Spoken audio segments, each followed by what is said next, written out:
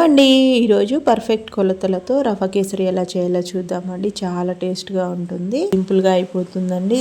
పాప తొలి చూపే చుట్టుకుంటే ఏదో కొత్త ఊపే ఎటువైపు. సో ప్రాసెస్ అనేది ఎలాగో చూసేద్దాం, వచ్చేయండి. ఫస్ట్ అయితే ఒక ప్యాన్ తీసుకొని 2 టేబుల్ స్పూన్ల గీ వేసుకోవాలండి. గీ కొంచెం హీట్ అయిన తర్వాత డ్రై ఫ్రూట్స్ వేసుకొని వేయించుకోవాలి. జీడిపప్పు, బాదం పప్పు వేయించుకోవాలండి. అవి కొంచెం వేగిన తర్వాత కిస్మిస్, అలాగే వాటర్ మిలన్ సీడ్స్, అవి ఆప్షనల్ అని మీ దగ్గర ఉంటే వేసుకోండి, లేదంటే స్కిప్ చేసేసుకోవచ్చు.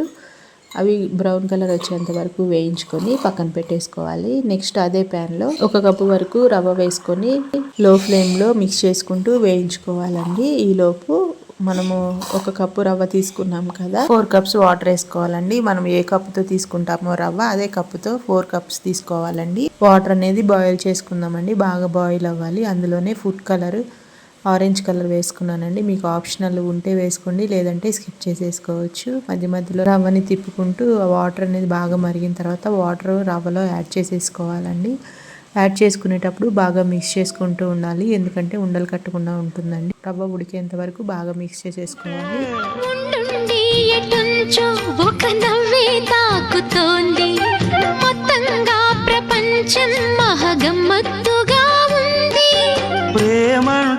చూసారా, రవ్వ ఉడికిపోయిందండి. నెక్స్ట్ పంచదార వేసుకోవాలండి. మనం ఏ కప్పుతో అయితే రవ్వ తీసుకుంటామో అదే కప్పుతో కప్పుకి కప్పు వేయాలండి. 1 కప్పు పంచదార వేసుకొని బాగా మిక్స్ చేసేసుకొని షుగర్ కరిగిన తర్వాత దగ్గర పడినాక వేయించి పక్కన పెట్టుకున్న డ్రై ఫ్రూట్స్ కూడా యాడ్ చేసేసుకొని ఒకసారి మిక్స్ చేసేసుకోవాలి. నెక్స్ట్ దింపుకునే ముందు ఒక 2 టేబుల్ స్పూన్స్ గీ వేసుకొని దింపేసుకోవడమేనండి.